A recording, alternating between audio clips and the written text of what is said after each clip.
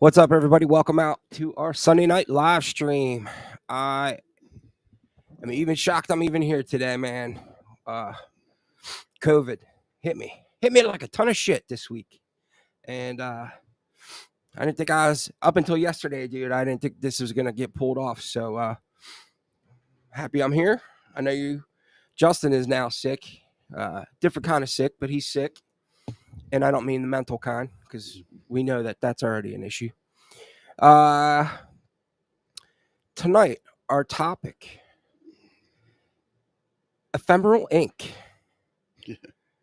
The scam of all scams, scammy scam. It should be an interesting tale of yet another gimmick to come down the pipe to try to erase the history of this craft and or not re- to replace the history of this craft. There you go. Not erase, because no matter what these chuckleheads do, they're never going to erase it. But I knew absolutely nothing about this, never even heard of it. Because do we look like the type of dudes that'll be getting disappearing tattoos? It's a magic show, man. I thought that was called henna. Yeah, that's what I thought too, right? I thought that was like the Indian stuff, right? Yeah. What do I know? But we're going to give credit to Sarah and Tom for bringing this up as one of their subjects. As you can see, folks, we do listen to you. So if you get a hold of us and you say, hey, I think this is a great topic, and if we can pull it off, absolutely we will do it, because sometimes we just run out of shit to talk about, and we can't talk about our regular shop talk stuff. Whatever do you mean? We would be removed immediately from the platform and have to move over to Rumble or Patreon or some shit. So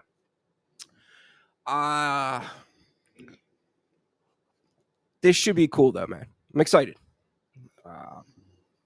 I say we jump into it, and then we'll start it, and then we'll get into the how's everybody doing. Okay. So this way, new people come in, they don't see we're dicking around and, oh, these guys want to just, chatty Cathy, blah, blah, blah. Right? Right.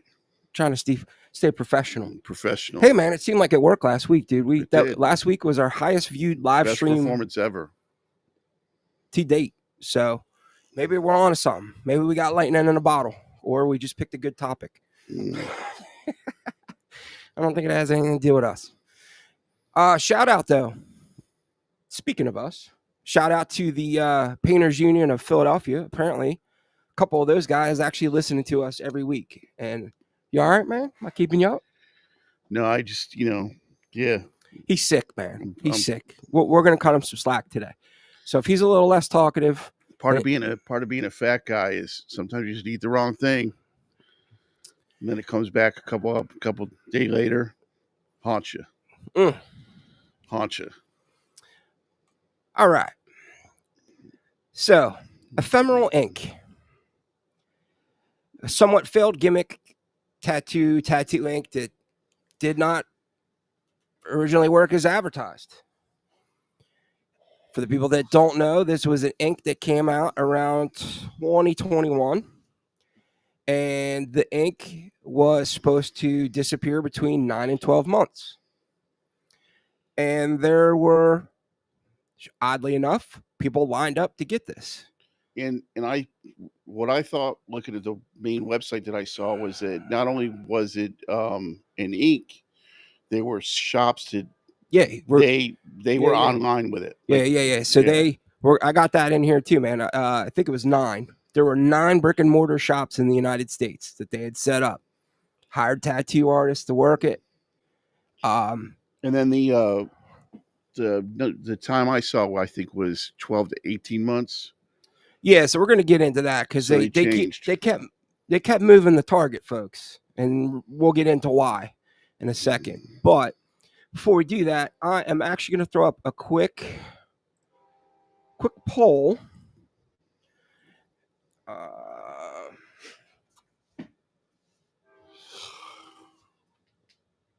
Do you know what? Why I'm doing this? Okay. Like the new look compared to the old. And the reason I'm doing this is because if this is a unanimous yes, uh, I think I'm going to pull the trigger. This is the new look of our platform compared to the old school that we used to use. Um, yeah, so I just kind of want to gauge this because I think I'm going to pull the trigger if this is a unanimous. There's one thing I want to point out before we jump full into this is I want to make sure we're distinguishing ephemeral ink and not magic ink. Magic ink is a completely separate thing, and I think I'm actually going to do an episode about that this week because as I dug into this to pull information and put our research into it, I ran into the magic ink thing, and that's a whole nother level of gimmick shit show. Magic ink is actually created by a guy named Bang Bang from New York who's a celebrity tattoo artist. He does, crazy amount of money for tattoos for, you know, pop stars and whatever. But I thought this was funny, and I want to make sure I read it to you all. According to a New York Times article, here's what Bang Bang had to say about ephemeral ink. Bang Bang, who has worked in New York City for over 16 years as a tattoo artist, takes issues with ephemeral ink. This product seems to move the needle backward, for the lack of a better term. A tattoo designed not to last potentially uh, decreases the value of this art form, which historically struggled to gain the monetary value of other forms of art like painting and sculpture. Ephemeral tattoos remind me of a gimmick. Oh, the sweet irony of that last sentence. And I am definitely going to have to pull back and bring this quote into my episode when I do it and make sure I highlight it. I'm going to put it up on the screen because that whole magic ink is a whole other dog and pony show. Mm-hmm. So,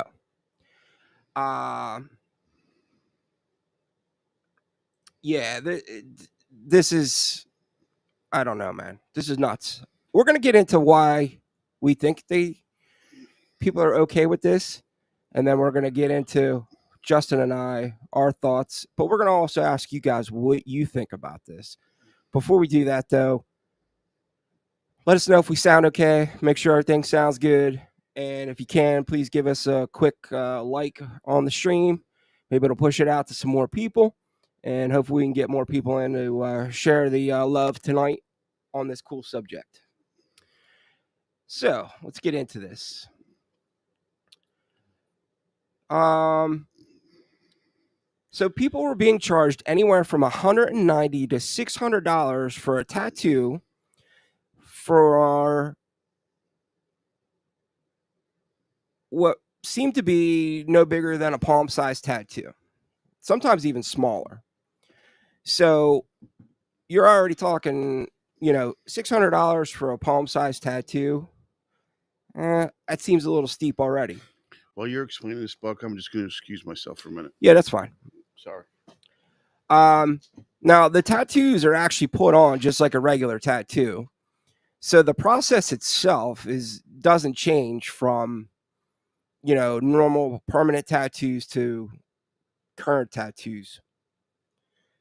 And they were originally designed to fade anywhere from 9 to 15 months.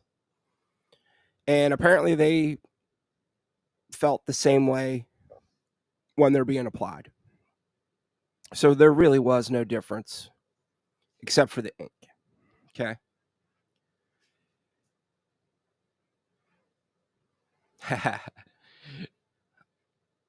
Yeah, I'm just gonna throw that up there. Sarah throwing some shade to Bang Bang.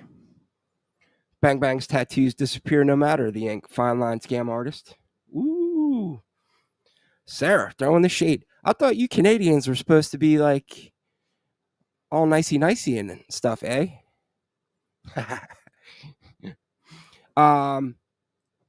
So now this guy Josh Sake, he's the co-founder of Ephemeral Inc. Says he created the company as an act of rebellion to the conservative culture he grew up in. Sake says he felt alienated by traditional tattoo shops, and combined with a less than comfortable and ugly tattoo removal experience, he helped start Ephemeral Inc. in 2014. Now, notice the timeline here, folks.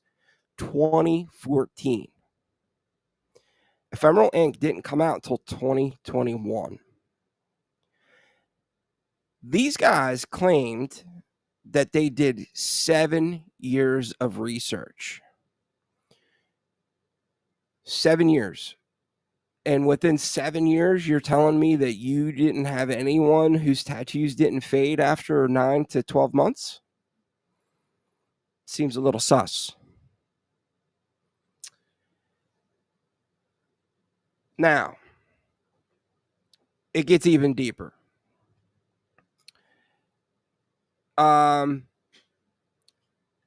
This fading ink was invented by chemical engineers who specialized in a protein process. I'm not even going to give you their names because you know what? It doesn't matter.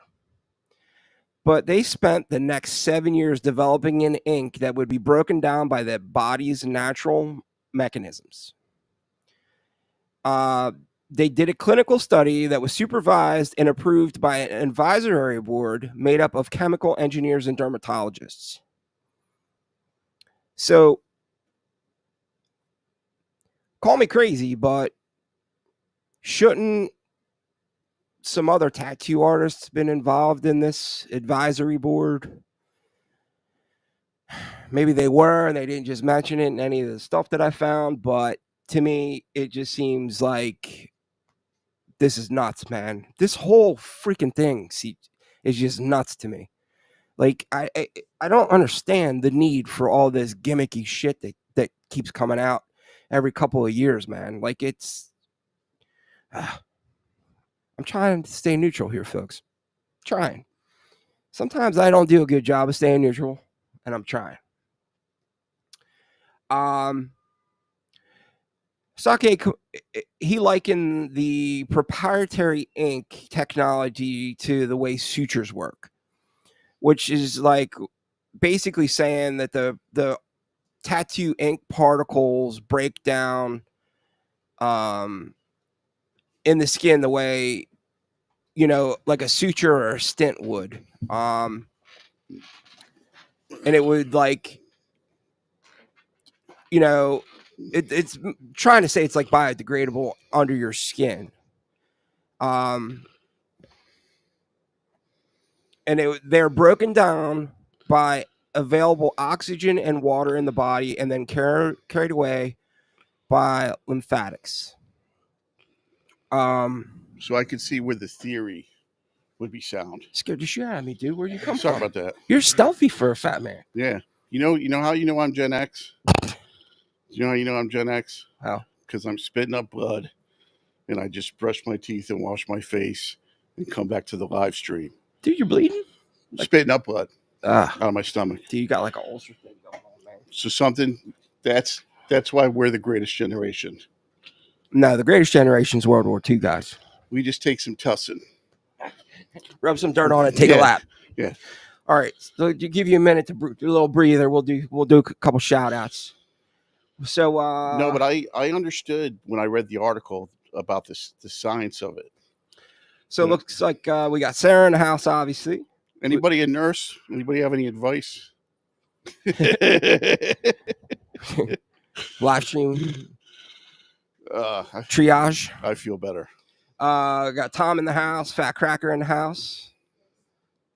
We got Chris Hawkins in the house. Lose. And who else? X Johnson in the house. What's up, man? Cool. We got our regulars in the house already, which is nice, man. Fat Cracker said Ephemeral Inc. versus Ephemeral Remy. Haha.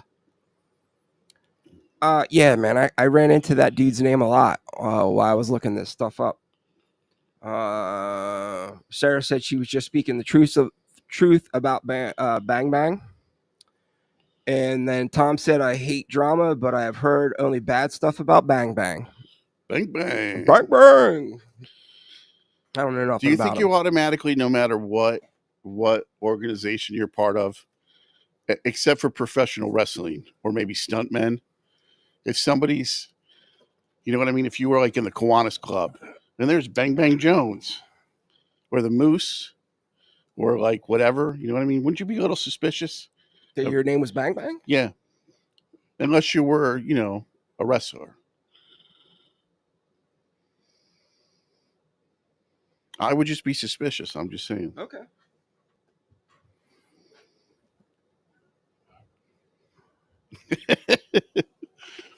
I mean, you know, I come from a world where people have some crazy nicknames. Yeah, So, but Bang Bang? Yeah, man. I mean, you know, that sounds like something from the Flintstones. Bam Bam. So thumbs up if you remember Bam Bam. From the Flintstones? Yeah, I mean that's right. 80 years ago. There you go. There we got one thumb up. Right? I know Fat Cracker knows who 70 Bam years Bam ago, is. the Flintstones? I used to love the Flintstones when I was a kid, man. Got Fat Cracker knows who the Bam Bam is. Got to welcome to Morrisville. Got our own rap concert outside.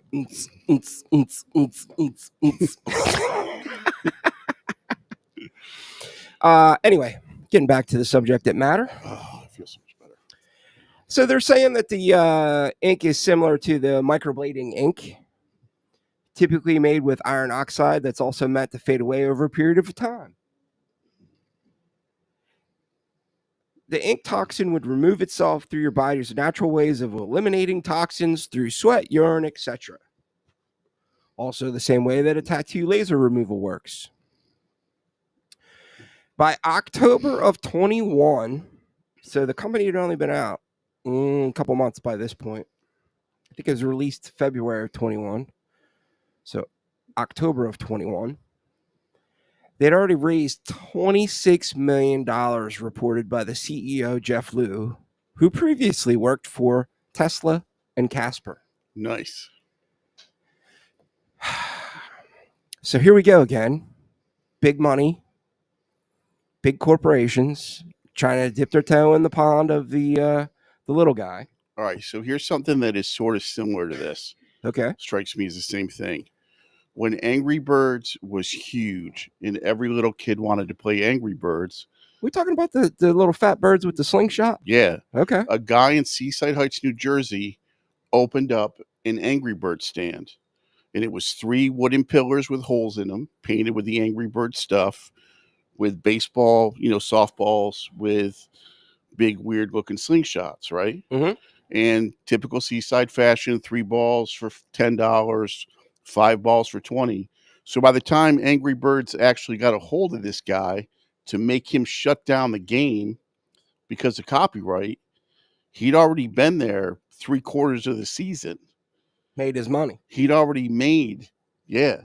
He'd already, you know, what does it matter to him at that point? And in typical Seaside fashion, the birds were this big and the hole was this big. Yes. Good luck getting that bird through that hole. Yes. But it's the same thing. If this guy launches this idea, by the time anybody finds out, he's already made a shit ton of money. Yeah. I mean, look, dude, if they did 7 years worth of studies and all that other stuff, I mean, you know, I'm sure they put out a good chunk of change to do this. I really don't think the intent was to scam. I think it was, as we're going to see later on, other things that went afoul. Speaking of Angry Birds. So Ba-dum-bum. is it like the old carny tattooers? It would say, keep the bandage on for 3 days.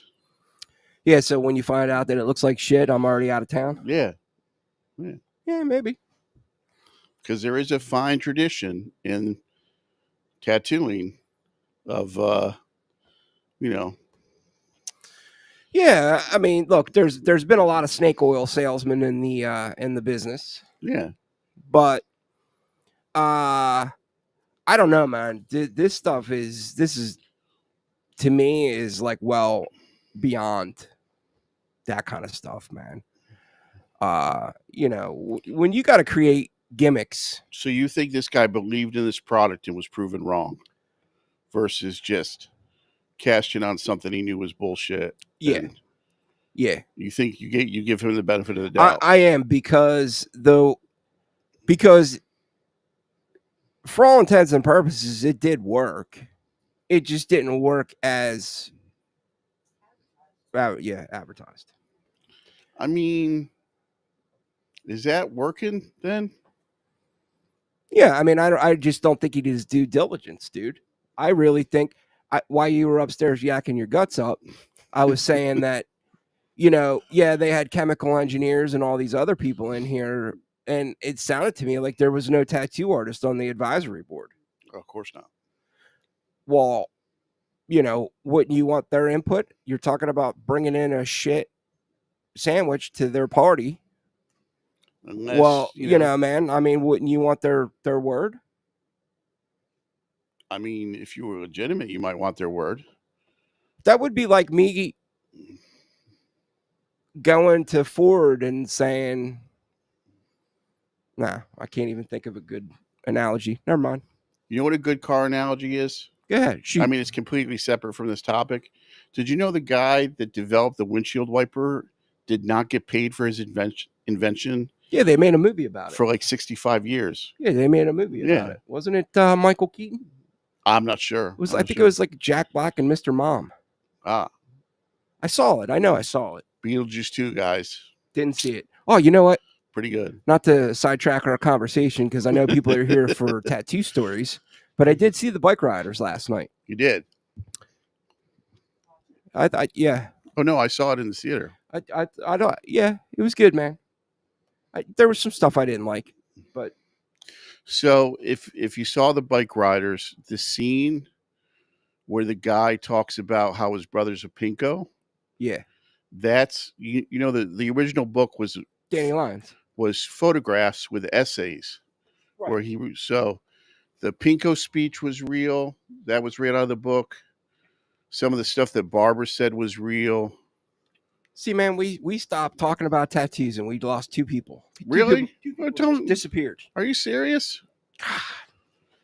God damn. I mean, youngsters with their short attention span can't even talk about something other than tattoos for 2 seconds. How many, like, for the tattooers out there and the people that hang out in tattoo studios, how many different topics in an 8-hour day do you think are discussed in any given tattoo studio? I mean, topics of conversation. 3 an hour, 20 a day. In here? Oh, yeah. 20 an hour. Ah. They disappeared like the ink, Fat Cracker said. Boom. Talk about something. Boom. Gone. I read something, just remind me to tell you after the live stream. I read something about the ending of that movie. Yeah. That was completely different. Yeah, same. Tom said, I also to add, look up the image of, so I did look up the image of the founders. And Tom is saying none of them look like tattoo people, or at least at a glance. Yeah, none of them. Not one. So that's what I'm saying. This to me looks like another big money grab from corporate America trying to dip their toe into the pond of tattooing. Right. So I think you're being kind. I might be, but by assigning these guys legitimate motives.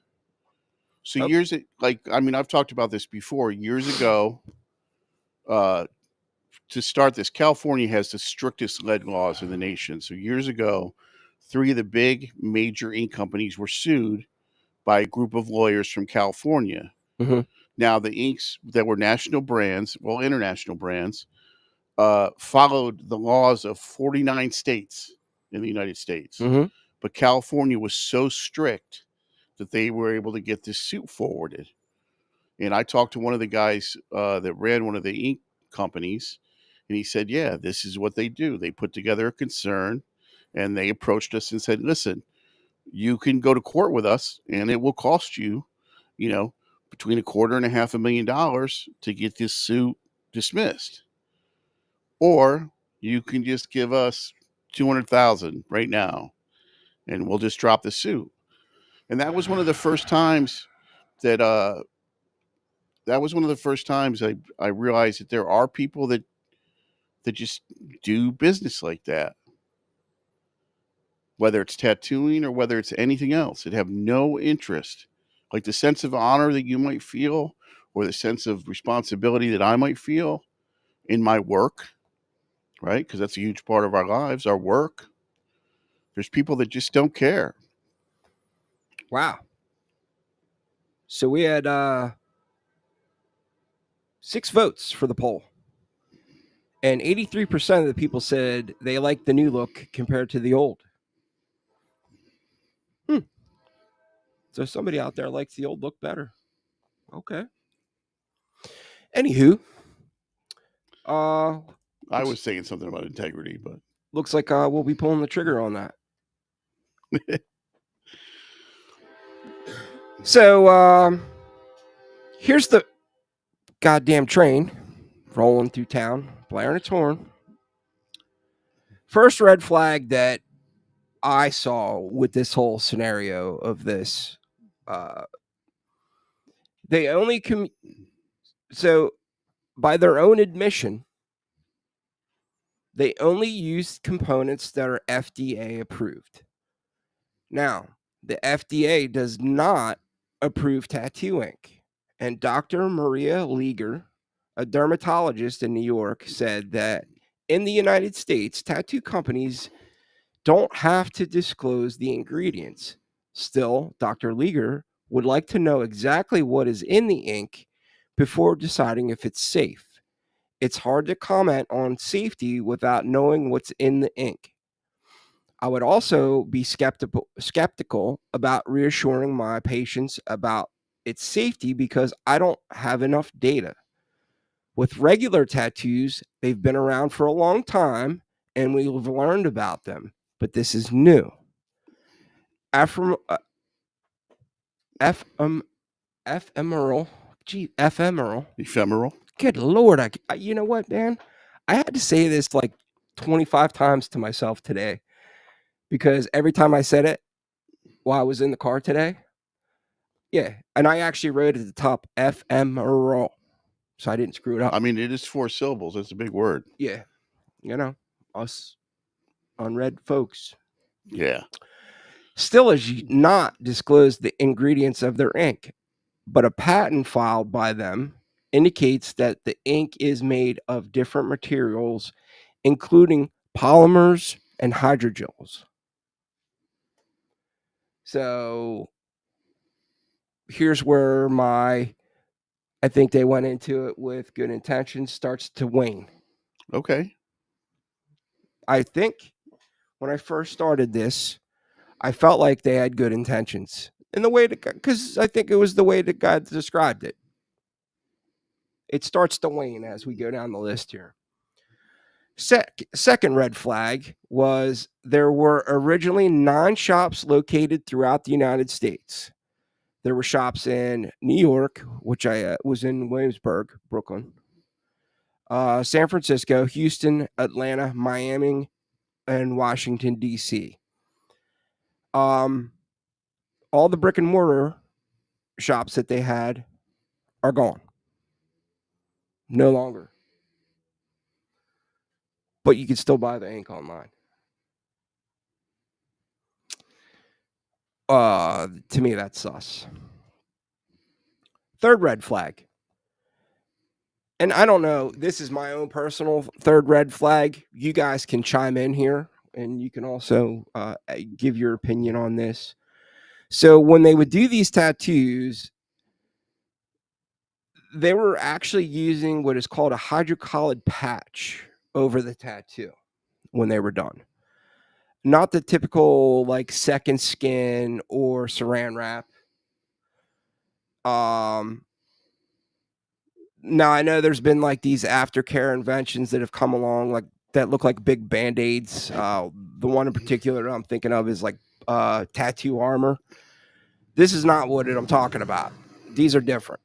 Just so we're getting this clear, because I don't want to put any shade towards tattoo armor. Okay. So the rest of you people out there might be going, "What the hell is a hydrocolloid patch?" And I had to look it up myself. So here we go. It's a small patch of material that goes on an open pimple. It's a polymer, a type of substance used that forms a gel when you mix it with water. When you apply a hydrocolloid to a small piece of material, it makes a hydrocolloid patch. Man, I'm stumbling all over the place. Are those the patches that they're putting on the trank? They're putting when people have the trank wounds. So there's a special sort of. I thought it was a petroleum product. So this hydrocolloid creates a moist environment that helps heal your skin. That sounds about right. Yeah. A moist environment. Okay. Hydrocolloid was originally used for general wound care like leg ulcers and pressure sores. Experts found that they worked better with than traditional coverings. Doctors also put them on aftercare skin procedure like having a mole removed, controlling redness, oiliness, dark pigmentation, sunburn, and you can remove it 3 to 5 days. So that seems a little sketchy right there, right? Like if you're talking about to remove dark pigmentation, well, aren't we talking about a tattoo that is dark, right? Yes. Man, here we go. This whole thing is just shady. It's bullshit. With the patches, they noticed a shorter recovery time, blah, blah, blah. They give you the basic. And this is coming from their medical doctor or dermatologist that worked for them. I wouldn't be surprised if it becomes the standard of care for post-tattoo or post-care moving forward. It's definitely going to replace the paper towel with the masking tape bandage. Well, here's the thing, man. I mean, like, you got to eat. I'm being sarcastic. I know you are. But so, like, you had to create your own thing for your tattoos. So you couldn't even do second skin, or, the regular saran wrap thing didn't work for your tattoos. Like, this is where I keep seeing these red flags that keep popping up with this whole thing. So when it comes to bandages, there's a funny thing. If you go to a large paper distributor and you get meat pads, which they use in the supermarkets, right? Which is basically what the new body armor stuff is. Right. That's what it reminds me of. So for however much you can get a sealed vacuum pack sealed of 5,000 meat pads. Now, I've seen companies where you take those same meat pads, you put them in a pretty box with a tattoo logo on them, and instead of getting 5,000, you're getting 50. Yeah. So here's where the controversy kind of kicks into overdrive. And Tom, we're going to get to your comment in a second, because that's part of my gripe as well. The controversy kicks in, as we stated before, the product is being promoted as an ink that disappears 9 to 15 months after you get the tattoo. Well, there was reports of people that had tattoos 18, 22, 36 months. Didn't disappear. Or it partially disappeared and it looked like dog shit. So now you're walking around with this like half-ass tattoo. That's you look like a World War II vet. So, don't try this at home, kids. But when I was 16, my friends and I did the needle stick and poke tattoo. But because we didn't have any Indian ink, we took big pens and we blew them out. You know what I mean? We cut the ends and oddly enough, that had an ephemeral ink effect. Right? That blue ink from the ink pens only lasted about. So your bougie ass company is trying to make this like, ooh, we're doing these. When in reality, you're talking about some like Bobo stuff that some dude did in his kitchen. Some bullshit ink that just disappeared. Yeah. So, sorry, didn't mean to. I thought I was going to sneeze, and I was trying to. We're not professionals here. We don't have a mute button. So this whole thing speaks to. Well, I'll finish, but I'll let you finish before I lose my mind. So people had gotten these temporary tattoos. Doesn't matter if we think it was a good idea or a bad idea. Under the premise of the tattoo being gone by the time a year rolled around, and they were still walking around with the tattoo. A new letter on the Ephemeral website from CEO Jeff Liu reads as follows, because this is where this kicks in.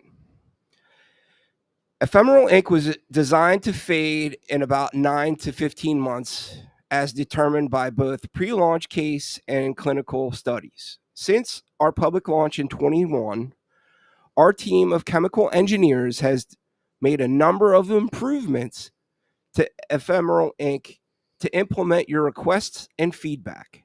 These improvements in tattoo vibrancy, placement, design, healing have led to more options, meaning the variability and fade durations of individuals.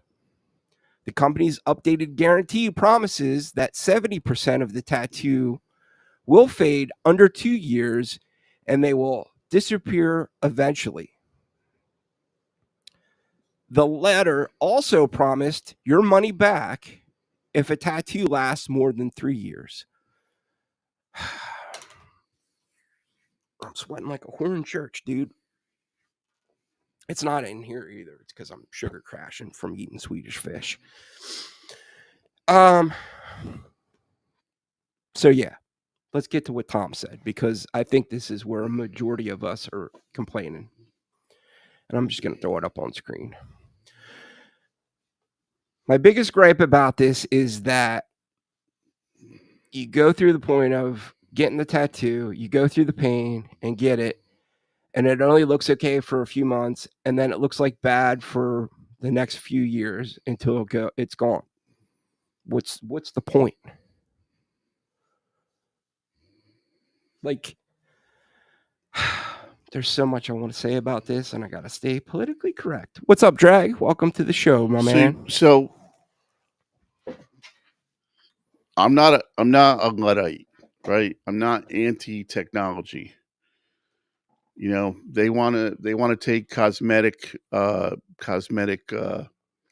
makeup pens and turn them into tattoo machines. That's fine. They want to use anesthesia and chemicals so that they don't feel the pain of the tattoo anymore. That's fine.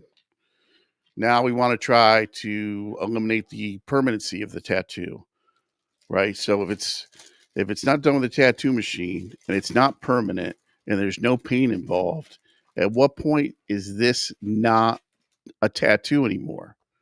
Right. At what point does this stop being a tattoo? Not trying to be like the crotchety veteran tattoo or disrespecting the kids or anything like that, but I mean, really, if you can't handle the permanency, do something else. It would like your metaphor earlier. It would be like if we had a race car garage and a guy came in and was like, "Yeah, I want to be part of this team, but I want to make stock Hondas, but I want to call it, you know, I want to call a race car. I don't want to work on the engine. I don't want to improve the shocks. I don't want to, I don't want to do anything to soup up the vehicle. I just want to have a stock Honda, but it's bullshit, man. It's not tattooing anymore. Fat Cracker said, does the money that you put into the tattoo artist's pocket disappear as the tattoo disappears? But if you were a tattoo artist that was pushing this and the guy comes back, speaks to integrity, right? Now, if you present it like, so if I'm tattooing somebody with more melanin in their skin, I'm going to tell them, look, at the new yellows will show up. They'll show up for about 6 to 9 months. And then after a while, they're not going to be there anymore. Like the 5 different reds that people want to put in their skin, right? 10 years from now, it's all going to be red. Do you know what I mean? That's just the nature of tattooing. But I guess not everybody does that. Like I see things constantly on Instagram where people are like, look, this works. I put white ink over black ink and look how vibrant it is. Yeah, because it's just done. Like, let's check back in 3 years from now and see what it looks like then. Mm. But there's a whole group of people, if you've only been tattooing for 3 years, checking back in 3 years seems like forever.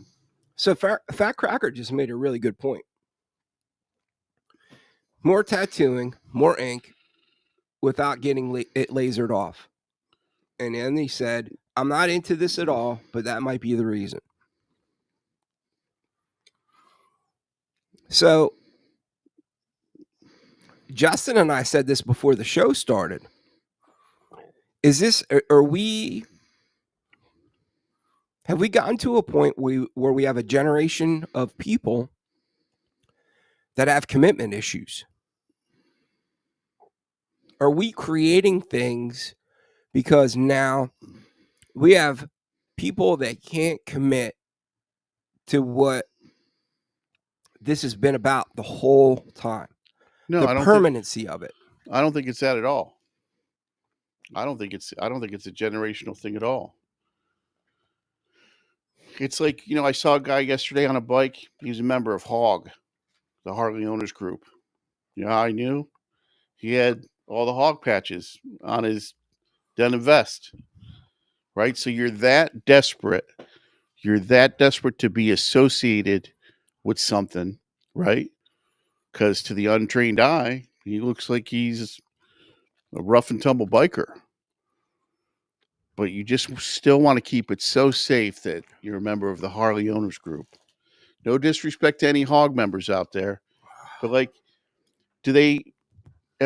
I mean, because we were talking about it a couple weeks ago. Like, they want to benefit from association with an idea without making the sacrifice to benefit. They want to look like they're tattooed. They want whatever a tattoo gives a person.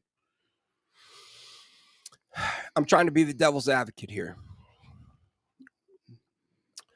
What about the person that said, you know what, man, I want to get this because I want to see if I like the idea of having a tattoo. And then it disappears if they don't like it. And then if they do like it, they can go get other tattoos and add to their collection. You're shooting me the evil stink eye, I'm dude. not. I'm not shooting you the evil stink eye. I'm just trying to play devil's advocate, dude. I'm not agreeing with it. I'm just trying to throw any type of reason I could think of to why the F you would want to do this to begin with. Because like you just said, why would you want to go through the pain of getting a tattoo that's going to look like shit in a couple months and then eventually disappear? Like, what's the point? So did I ever tell you the story about the waitress with the line tattooed on her arm? No. Okay, so I'd love to hear it. I'm in Fishtown in Philadelphia, eating dinner with some friends of mine, and the waitress has a black line tattooed on her arm from here to here, just a black line. Oh, a line. Just a line, right? I thought you said lion. No, not a lion. So I say to one of my buddies, I'm like, what is that? I don't understand what that is. I'm just trying to find out what it is. And he goes, well, listen, what that is she wants to say that she's tattooed. Like, I'm tattooed, but I'm too cool to get an image.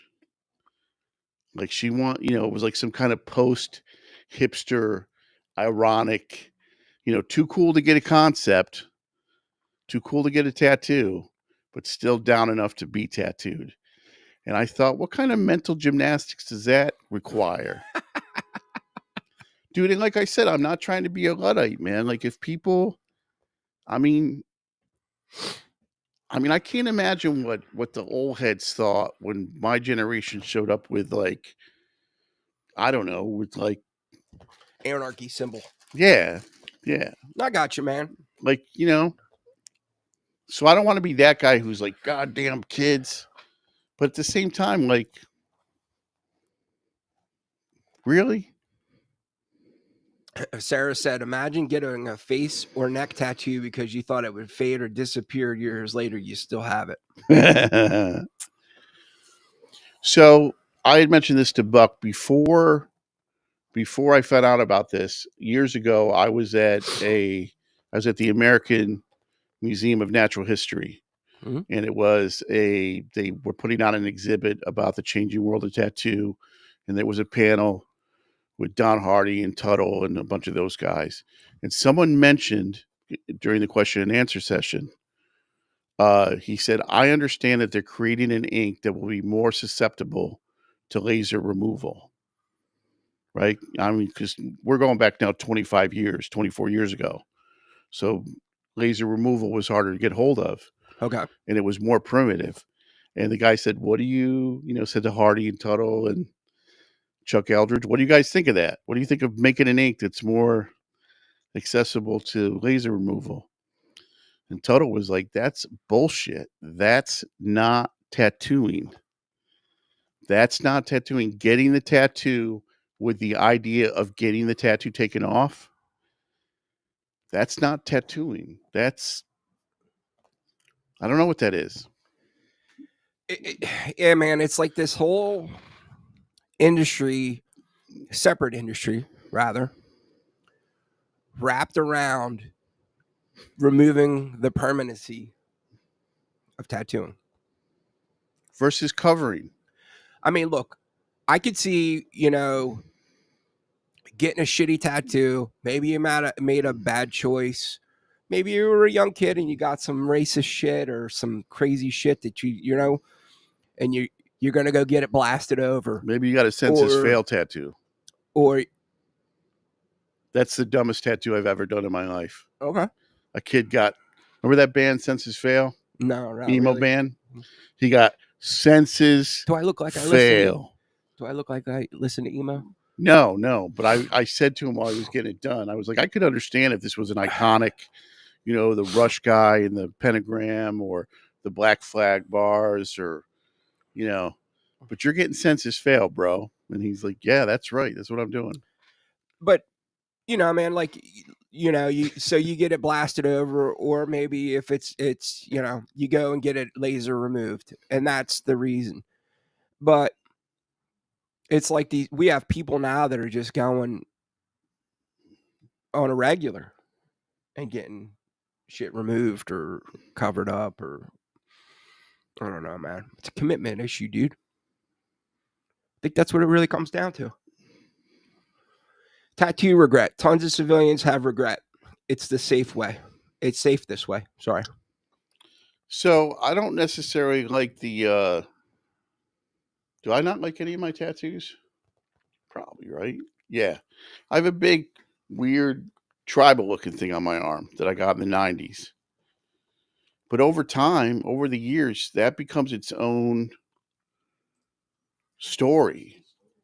That becomes its own, like, I got a friend of mine, our friend Dave, right? He's got these, like, gnarly little biker tattoos, like little tiny ones, like skull with the helmet on. And he's always like, I think I want to cover these. I think I want to cover these. I'm like, no, dude, no. That's a moment in time in your life. even if it doesn't look as good as the other work around it, like that's what's important.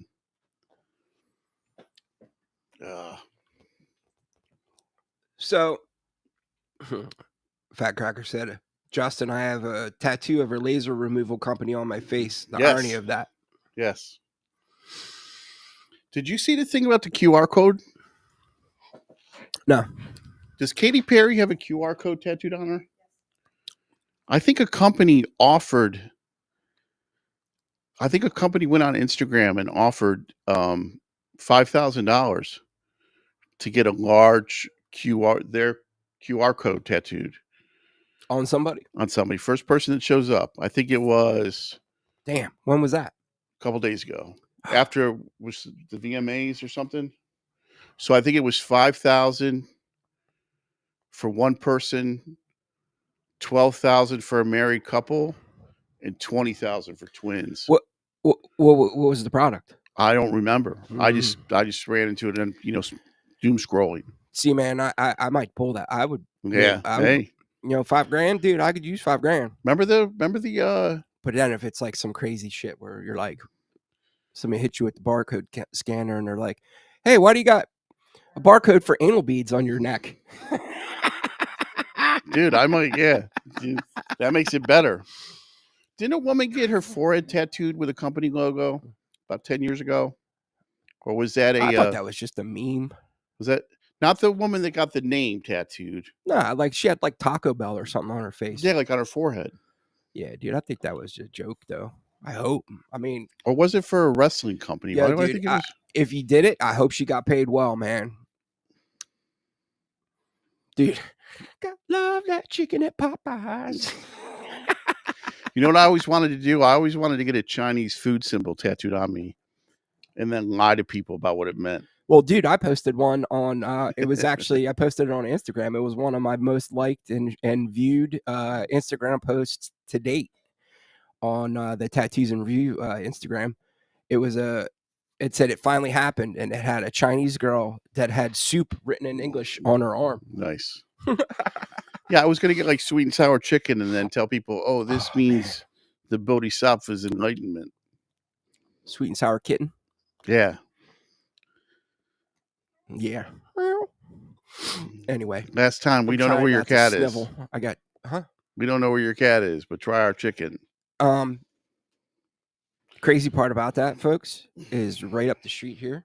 At one time, there was a Chinese food place, and right next door to it was a vet. Did you ever see the movie Gummo? Was that before you moved around here? Huh? Was that before you moved around? Hey, Drag and Sarah, if you're still in the house, did you guys receive your packages yet? In Gummo, the kids in this town, they shoot cats. And they sell them to like a local butcher. That's horrible, dude. I hate animal cruelty. I'll tell you what, man. You want to see me? I'm a pretty mellow dude. But you want to see me go off on somebody, and I will take an ass whooping for it. I don't even care. You want to see me go off on somebody, dude? Beat your kid, your wife, or your pet around me? I can throw my slippers at my dog, though, right? They're foam. Well, that's not. You're not abusing them.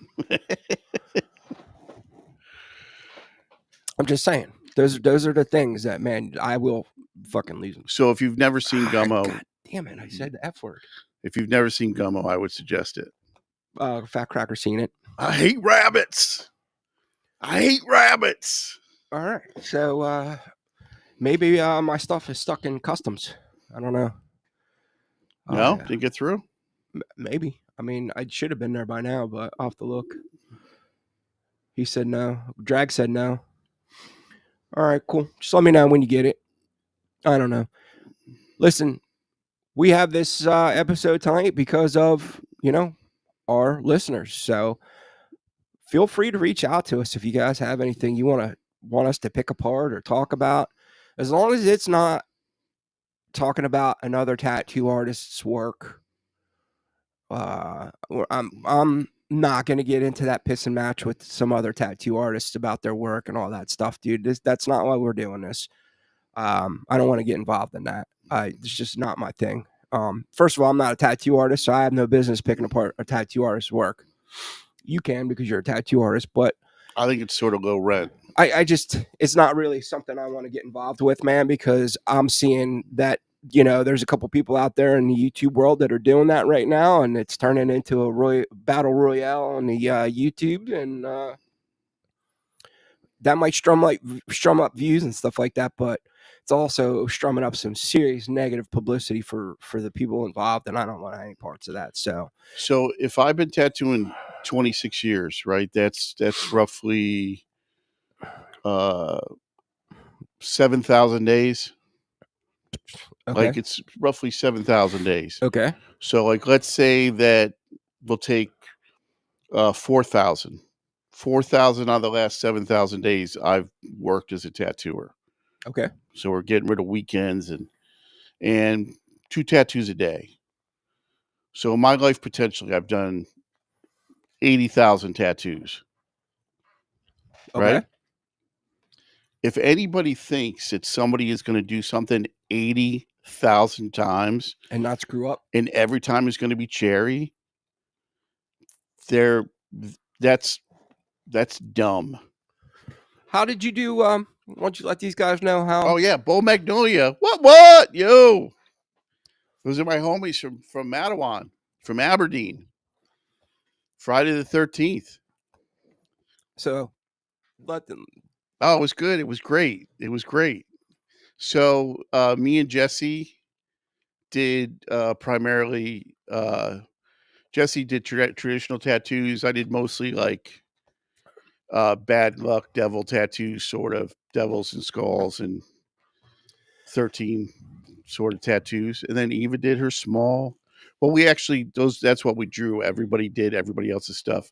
And forgive me, Eva's other artist was there, and I'm completely flaking her name because I'm just not any good. But yeah, I think I did 16 tattoos that day. Seems like it's it's time for people to bust out that $50 and. So what I didn't realize, like, and I don't think that it would work around here, given the socioeconomic state of the area. Okay. People at Bold Magnolia were getting 2 and 3 and 4 tattoos at a time. Mm-hmm. So, and that didn't even occur to me. I would have just thought one tattoo a customer, but almost everybody I tattooed got 2 tattoos. Do you think there's any history behind that? The Friday the 13th thing? Yeah. No. Do you think it was just one of those things where I think somebody was Oliver like, Peck started it. Yeah. really? I believe so. I'll have to look up that. Yeah. I'd I mean, be curious I'm open to be corrected, but I'd be curious to see. I just so again, right? So again, like just laying it out there without being trying to not be a prick, but just laying it out there, right? prick. So years ago, Friday the 13th, bad luck tattoos, outlaw tattoos, antisocial tattoos. That's who came and got them done, right? It was like an underground, you know me, I know you, this is what we're about. And there was an element to it that was cool. But somehow over the past 10 years or so, it's morphed into this is the day that I'm going to get cheap tattoos done. Doesn't have anything to do with 13 anymore. Doesn't have anything to do with and that's like a perfect example, right? And acknowledging that without judgment. I'll do my best to acknowledge that without judgment. I'm not saying I'm saying I liked it better then, but it doesn't necessarily have to be that it was better then. Okay. But there is a change, right? Now it's the day, oh, it's Friday the 13th. I'm going to go get 2 or 3 cheap tattoos. I never even thought about getting a tattoo on. Well, you know what? That's kind of a new thing, though. Like, how long do you think that's been around? The way it is now, less than 10 years. Okay. But I think, like, I mean, I do. The first I ever heard of it was Peck was doing it in tattoos out of Texas, right? Yeah. Yeah. Because I had never really heard of it. Probably until, I guess, 10 or 15 years ago. I mean, I don't remember that ever being a thing. You know what though? I'm not really the type of person to be going and getting a little banger tattoo anyway. So it's not really my thing. So I remember at I think it was at Eddie's shop, Tattoo Haven. Oh, yeah, it was a Philly Eddie's shop that they had a set of alphabets next to the door, and you could get a name done in any of these alphabets in that size letters on your arm for like a discounted like a discounted price. okay. So like script name, traditional tattoo letter name was going to be $60, even if the shop minimum for everything else was 75 or 80. They always had that option to, Okay. but not on your neck, not on your ribs, not on. So everybody that's left, that's still watching right now, how did we do with this topic tonight? Do you feel like we covered it pretty well? Do you feel like we were neutral as much as we possibly could be? Let us know. I'm curious to see what you guys thought. I mean, I tried to get as much research done on this as I could. Seemed like there was a lot of repeated stuff about it. So next week, can we talk about the glow in the dark ink too? Can we shimmy that into the? Well, I think I'm actually going to do an actual episode on the Magic Ink thing. But we could, we could talk about that. We could talk about the. Are you talking about the UV tattoos? Yeah, I think it was Skin Candy. I want to say Skin Candy put out the. Again, don't quote me, because I never used it. Okay. Well, I still get questions about that. I don't think, this is like 10, 12, 15 years later. Do you use that glow in the dark ink? You know what, man? I'm sitting here busting balls about the gimmicky stuff, and I almost bought into the gimmicky thing. And now that I'm sitting here actually thinking about it, so there was, I don't know, you might still be able to get this right now, but like you could get a recording of like your like my mom, right? I would like to get a recording of my mom's voice. And then what it does is you can put it in this machine and it spits out the wavelength. Yeah, and you have the app. And then you have the app that reads the wavelength and it says, dude, that's cool as shit. Okay. Well, that would be the most gimmicky thing I could think of that I would have. Dude, that fly almost went in your mouth. Yeah. It's a demon. So, all right. So here's that would have been awesome. Here's a good example. That would have goddamn got us ratings, man. Here's a good example. Eat that fly, dude. Green Day. Right? Shitty band. Go ahead. I think Green Day is a good power pop band. They play fast pop music with good hooks. They got good hooks. So, but for years, when people called them punk, it just I couldn't stand it. I couldn't stand it. Now, if from jump people would have been like, "Hey, there's this new power pop band, Green Day," I would have been like, "Yeah, they're okay. That's all right." And that's how I sort of feel about some of these things in tattooing now. It's not that I am opposed to ephemeral ink. Yeah. Just don't call it fucking tattooing. Hey, man. Speaking of tattooing, frickin', we can throw this in here so nobody dive bombs out of here. Did you see it? It looks like Jane's Addiction might be done because Perry Farrell and Dave Navarro they were like throwing punches. Dave Navarro wasn't. No, Perry Farrell was. Perry Farrell was, yeah. Yeah, I would really like to know what that was about. He's a fiend. Well, I know they were saying that the show in New York, the first show in New York, he was he must have been shooting up. Yeah, he's a fiend. Yeah, he was pretty banged up from what I understood. And then he did it again, I guess, in Boston or something like that. So I'm wondering if Dave Navarro said something to him about like, "Yo, dude, get your shit together" or something. And Perry Farrell, from what I understand, because I was around for the original Lollapalooza. Yeah. You can't take that away from him. Yeah. But from what I understand, he's pretty he's an ego maniac. Yeah, so there's a thin line between genius and visionary genius and douchebag, right? Do you know that they also like kind of wrote that girl out who was like the creative kind of like visual creative person behind that whole band. Like she was actually considered a member of the band. I don't know her name, but um, she was even in the. I'm pretty sure she was even in the Gift or whatever. I don't remember if you remember that. Like they had like it was like a real short movie. I think it was called The Gift. About the woman that dies, he keeps her in the tub. Yeah, yeah.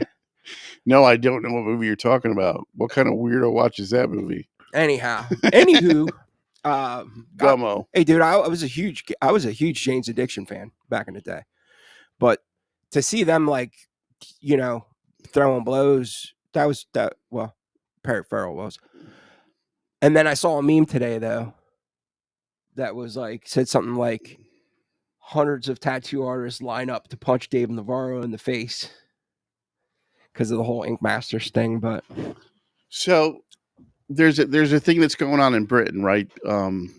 Uh, no, not that. Not the complete destruction of their personal freedom. Who did Wonderwall? Oasis. yeah, So the Oasis brothers hate each other, Noel and Liam Gallagher, right? Hate each other. yes, But suddenly they're going to tour together. They're having a big Oasis reunion tour. and they were selling out like within minutes. And can you guess why? Because next year they are able to sell their catalog. So weird, right?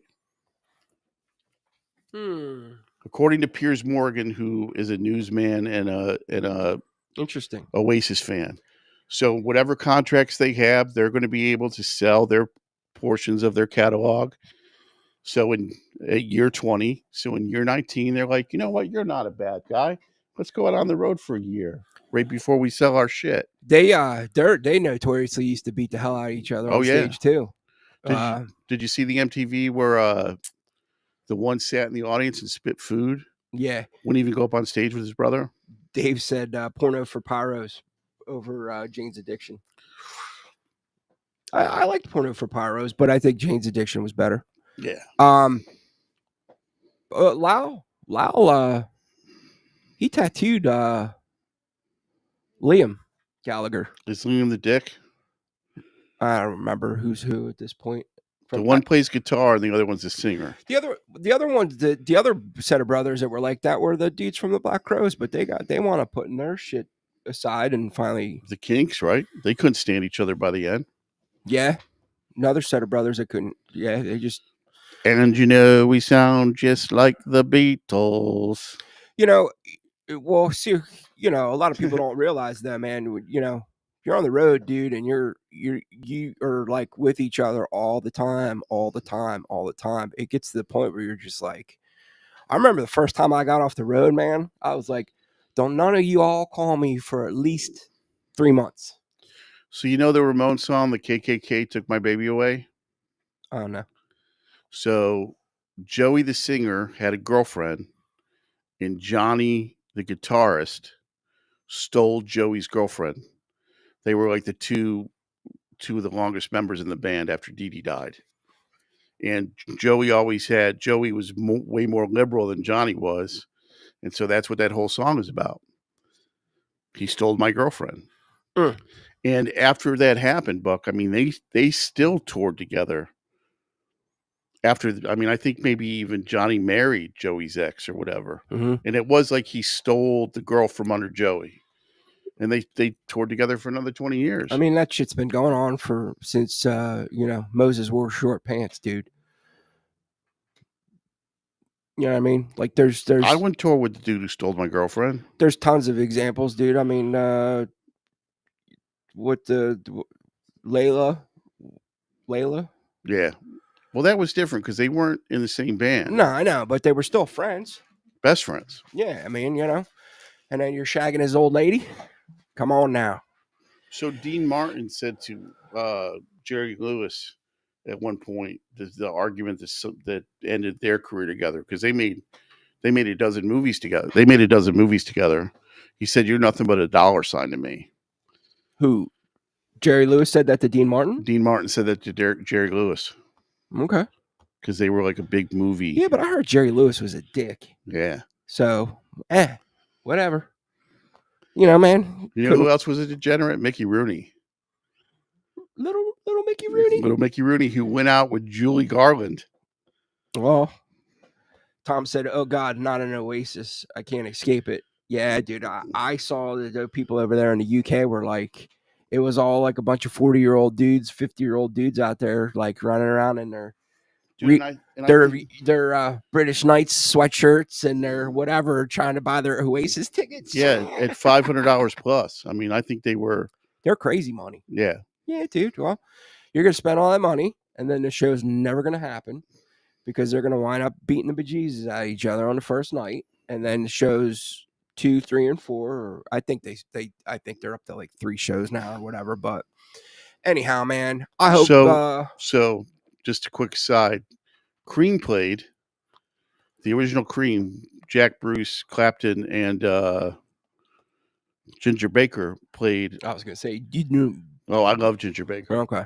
They played 4 shows in London and 4 shows in New York at some, I want to say like the Orpheum Theater, like a mid-sized theater. And I think the tickets for that show, and we're going back a decade, I think they started at $2,000. Like worse seats. Yeah, because though when Cream was big, they couldn't even play in the United States because Ginger Baker had drug arrests. Did you know that in his contract between shows he was guaranteed a rented sports car and 2 prostitutes? Dude, I could tell you stories about rider contracts. You know, he stabbed Jack Bruce. That would blow your mind. It's insane because if I put out a rider sheet and I say to you, no brown M&Ms. I want a bowl of M&Ms and there better not be one brown M&M in there. And I sit there with my fat ass and I eat that whole bowl of M&Ms and I get to the bottom and there's one brown one in there. I don't got to play the show. I'm done. I'm not playing the show because that's a breach of contract. Yeah. Crazy. Anyhow, I hope you all loved the show. If you didn't love it, maybe you liked it. If you liked it enough, hopefully you subscribed and hit the like button. I'll be going to the emergency room now. And that's my dedication. For the rest of you that watch this after the fact, we love you just as much. So I hope you all have a great week and we'll see you next time. Stay safe.